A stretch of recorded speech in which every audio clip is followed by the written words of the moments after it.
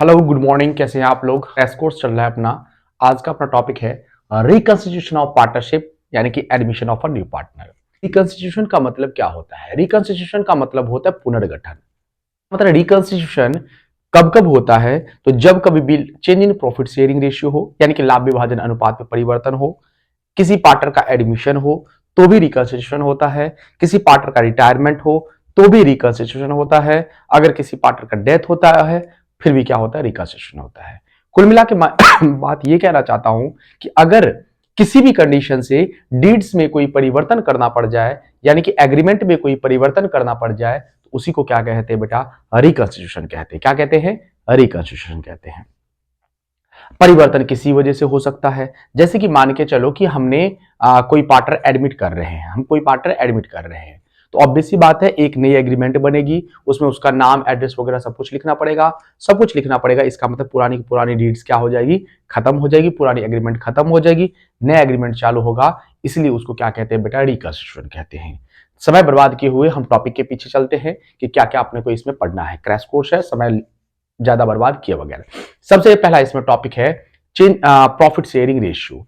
सबसे पहला आपको क्वेश्चन आएगा, एक नंबर वाले में आ सकता है, या फिर आप लोग को टिक द करेक्ट आंसर में आपसे फॉर्मूला पूछ सकता है। सबसे पहला क्वेश्चन आता है न्यू प्रॉफिट शेयरिंग रेशियो का। न्यू प्रॉफिट शेयरिंग रेशियो का आपको फॉर्मूला याद करना है। New profit sharing is equal to old profit sharing ratio minus sacrificing ratio. क्योंकि नया पार्टनर जब आता है तो उसमें क्या होता है कि किसी नए पार्टनर के आ जाने से पुराने पार्टनर को कुछ नुकसान होता है। नुकसान होता है तो हम क्या करते हैं, उस नुकसान के हिस्से को हटा देने के बाद उस पुराने साझेदार का नया हिस्सा आ जाता है, और नए साझेदार का हिस्सा दे रखा होता है तो करने की जरूरत नहीं है। और भी हम पढ़ेंगे। एक मेजर जो क्वेश्चन पूछे जाते हैं वो सबसे पहला क्वेश्चन है कि किसी भी नए पार्टनर को एडमिट क्यों करते हैं। तो पहला क्वेश्चन, अगर किसी पार्टनर को एडमिट करते हैं तो हो सकता है मुझे कैपिटल की जरूरत हो सकता है मुझे अच्छे मैनेजमेंट की जरूरत हो सकता है मुझे अच्छे गुडविल की आवश्यकता हो। तो ये है नीड्स। क्या है ये? नीड्स। दूसरा, किसी नए पार्टनर को एडमिट हम कैसे करते हैं? तो किसी नए पार्टनर को एडमिट हम कंसेंट ऑफ ऑल पार्टनर, यानी कि सभी साझेदारों की सहमति पर ही किसी साझेदार को प्रवेश दिया जाता है, अन्यथा नहीं। Consent of all partner. या फिर एग्रीमेंट में अगर लिखा हुआ है, अगर एग्रीमेंट में किसी रूल के अकॉर्डिंग अगर है तो हम वैसे एडमिशन करते हैं, नहीं तो मेन जो है आपका वो क्या है बेटा? कंसेंट ऑफ ऑल पार्टनर, यानी कि सभी पार्टनर की सहमति पर। दूसरा, आपसे क्वेश्चन पूछा जा सकता है, एक तो हो गया कि नए पार्टनर को एडमिट क्यों करते, कैसे करते हैं। दूसरा है right of new partner, main right of new partner. तो सबसे पहला है बेटा आपके पास कि उसे नए पार्टनर को जो है किस में हिस्सा मिलता है? प्रॉफिट में हिस्सा मिलता है। और प्रॉफिट में हिस्सा लेने के लिए नया पार्टनर क्या लाता है? तो नया पार्टनर लाता है गुडविल लाता है। और असेट्स में हिस्सा के लिए नया पार्टनर क्या लाता है? कैपिटल लाता है। तो दो मेन राइट है, कौन सा है? एक तो प्रॉफिट में शेयर मिलता है, और दूसरा बेटा असेट में हिस्सा मिलता है। प्रॉफिट में शेयर के लिए क्या लाता है? गुडविल लाता है, और असेट में हिस्से के लिए कैपिटल लाता है। डन। अब हम चलते प्रैक्टिकल की तरफ। न्यू प्रॉफिट शेयरिंग रेशियो हम कैसे कैलकुलेट करते हैं? तो ध्यान से सुनो बेटा, अगर आप लोग को ओल्ड प्रॉफिट शेयरिंग रेशियो दे रखा है और सैक्रिफाइंग रेशियो दे रखा है, तो सीधे सीधे हम क्या करेंगे, और न्यू प्रॉफिट शेयरिंग रेशियो लाने के लिए ओल्ड में से सैक्रिफाइंग रेशियो माइनस कर देंगे, तो वो आपका क्या आ जाएगा बेटा? न्यू प्रॉफिट शेयरिंग रेशियो आ जाएगा। नेक्स्ट है बेटा आपके पास, अगर question new profit old sacrificing ratio old ना दे रखा हो, कुछ अजीब सा क्वेश्चन पूछा जाए, तो हम कैसे करेंगे? ध्यान सुनिए। ये सब जो क्वेश्चन होते हैं वो दो टाइप के क्वेश्चन आते हैं, है ना? दो टाइप के क्वेश्चन आते हैं। पहला, मैंने उस केसेस तो बहुत सारे होते हैं जो जैसे कि आप लोगों ने पढ़ा है, लेकिन हमने उन सभी केसेस को दो केस में डिस्ट्रीब्यूट कर दिया। सबसे पहला, when sacrifice of old partner are not given in question. अगर पुराने पार्टनर की सैक्रिफाइस के बारे में क्वेश्चन में कोई इंफॉर्मेशन नहीं दे रखा है, जैसे A and B are partner sharing profit and loss in the ratio of 3:2। A और बी पार्टनर है, 3 और 2 के रेशियो प्रॉफिट डिस्ट्रीब्यूट कर रहा है। C is a new partner and calculate new profit sharing ratio. सिर्फ और सिर्फ आपको बेसिक इंफॉर्मेशन दे रखा है, ए और बी का रेशियो दे रखा है और नए पार्टनर का हिस्सा दे रखा है। इसमें ए और बी कितना सैक्रिफाइस कर रखा है, इसमें कुछ में कोई इंफॉर्मेशन नहीं दे रखा है। तो इस क्वेश्चन को करने के लिए हम कुछ इस टाइप से कैलकुलेट करेंगे। सबसे पहले total share of firm B क्या मान लूंगा मैं? 1 मान लूंगा। फिर क्या लिखूंगा? नए पार्टनर का हिस्सा जो भी दे रखा होगा वो हम लिख लेंगे।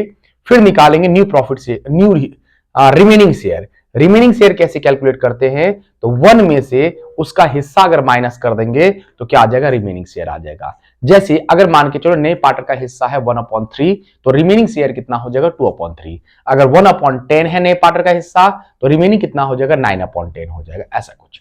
ठीक है, रिमेनिंग आ जाने के बाद new profit sharing ratio calculate करना है। और जैसे कि पुराने पार्टनर मान के चलो कि हमने क्या माना है, ए और बी माना है, ए का हिस्सा कितना होगा, तो remaining share multiply his share. His share का मतलब हो गया ए का पुराना शेयर से मल्टीप्लाई कर देंगे, ए के ओल्ड शेयर से मल्टीप्लाई कर देंगे।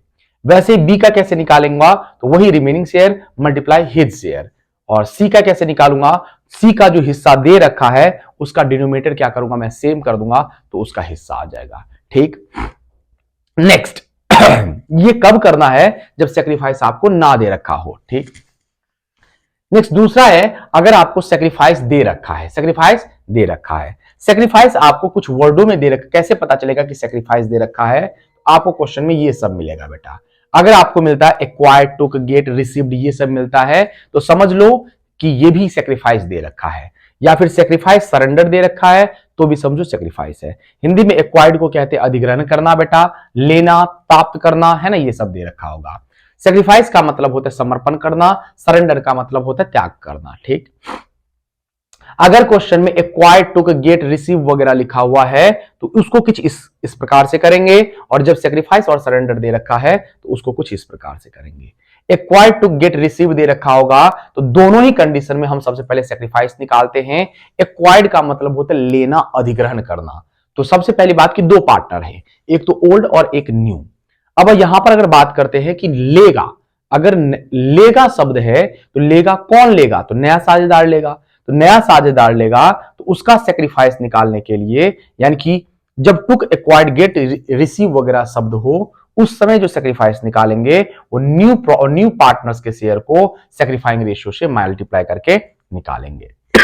ठीक, उसके बाद new profit sharing ratio is equal to क्या होता है, old profit sharing ratio minus sacrifice. जो हमने अभी भी निकाला है वो माइनस कर देंगे तो अपने आप क्या निकल जाएगा, new profit sharing ratio. Similarly जब नया साझेदार का हिस्सा दे रखा होगा तो उसके डिनोमिनेटर को इक्वल करने से आपका क्या आ जाएगा, sacrificing ratio, sorry new profit sharing ratio C का भी या फिर नए पार्टनर का आ जाएगा। नेक्स्ट है आपके पास, अगर क्वेश्चन में सेक्रीफाइस और सरेंडर दे रखा है तो सेक्रीफाइस कौन करता है, किसी पार्टनर के आ जाने से सेक्रीफाइस कौन करता है, तो ओल्ड पार्टनर करता है। तो old partner share multiply sacrificing ratio से, इससे क्या आ जाएगा, सेक्रीफाइस आ जाएगा। और सेक्रीफाइस आ जाने के बाद new profit sharing ratio is equal to क्या होता है, old profit sharing ratio minus sacrificing ratio. Sacrificing ratio शब्द भले ही मैंने लिखा है लेकिन लिखना है आपको जो यहां पर आपको मल्टीप्लाई करने पर जो आएगा आंसर वो लिखना है, रेशियो मत लिख देना।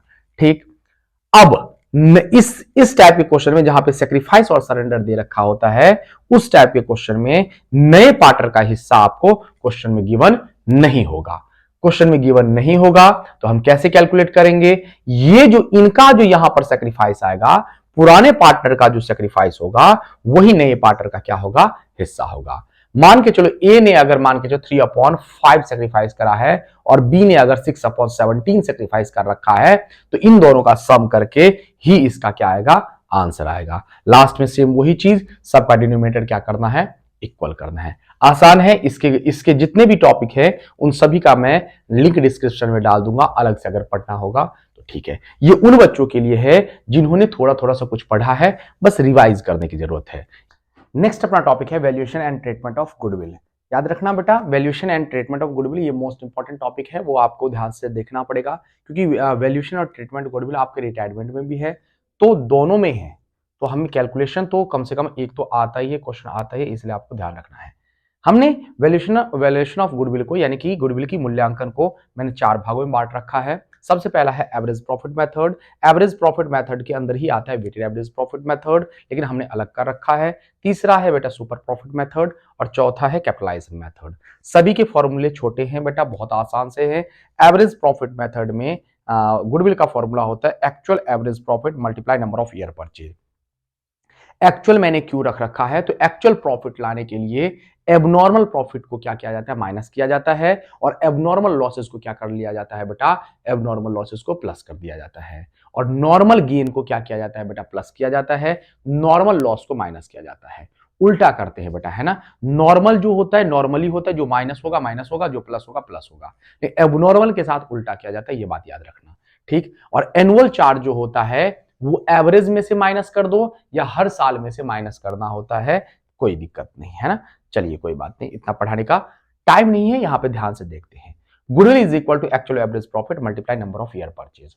Number of year purchase question में ध्यान रहता है, या तो आपको बोलेगा 2 टाइम्स 20%, 100%, ऐसा कुछ बोलेगा, या फिर आपको दे रखा होगा, सीधे सीधे दे रखा होगा 3 ईयर परचेज, 3 क्रय वर्षों की आधार पर, है ना, ऐसा कुछ दे रखा होगा, है ना। Next, goodwill is equal to weighted average profit method में क्या होता है, weighted average profit multiply number of year purchase. सबसे पहले हम बात कर लेते हैं बेटा कि actual average profit is equal to क्या होता है, actual average profit is equal to total actual profit upon में नंबर ऑफ ईयर। जितने साल का प्रॉफिट को आप जोड़ोगे घटाओगे जो कुछ भी है, मान के चलो 4 साल के प्रॉफिट को जोड़ रहे हो और उसमें एक लॉस भी है, तो ऑब्वियसली बात है माइनस ही होगा। तो सब कुछ करने के बाद जितने साल के आप प्लस माइनस करते हो उतने साल से आपको भाग देना पड़ता है। याद रखना, नंबर ऑफ ईयर और नंबर ऑफ ईयर परचेज दोनों अलग अलग होते हैं, याद रखना, ठीक।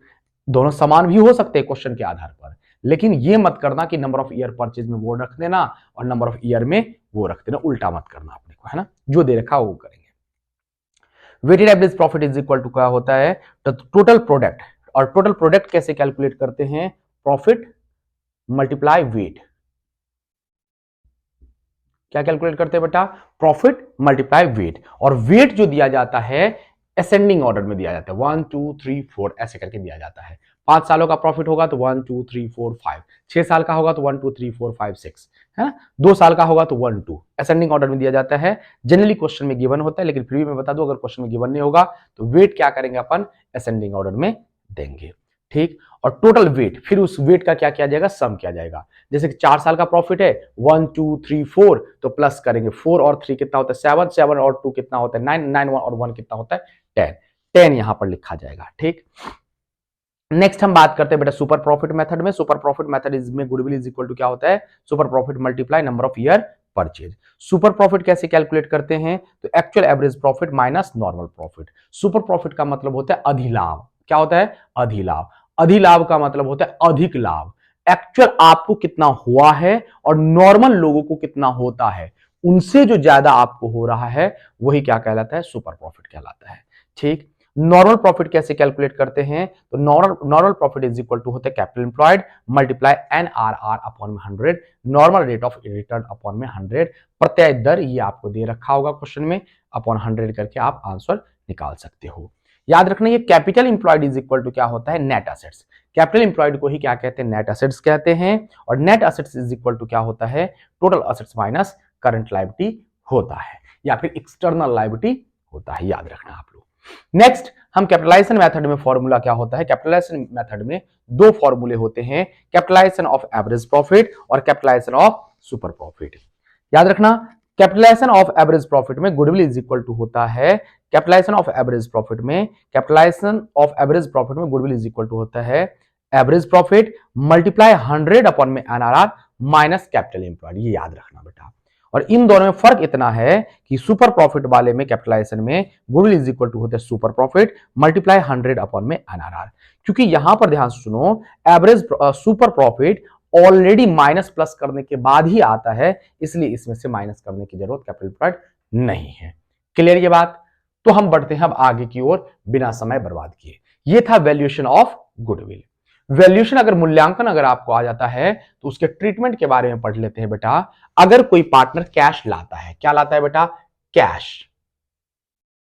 अगर कोई पार्टनर गुडविल के लिए, अपने हिस्से की गुडविल के लिए कैश लाता है तो उसकी जनरल एंट्री होती है cash account debit to premium for goodwill. पहले होता था कि गुडविल रखा भी जाता था, बैलेंस शीट में लिखते थे, लेकिन अब नहीं। इसके लिए एंट्री क्या करेंगे, cash account debit premium for goodwill account, और फिर उसको डिस्ट्रीब्यूट करने की सेक्रीफाइंग रेशियो में डिस्ट्रीब्यूट करेंगे, और premium for goodwill account debit to sacrificing partners capital account.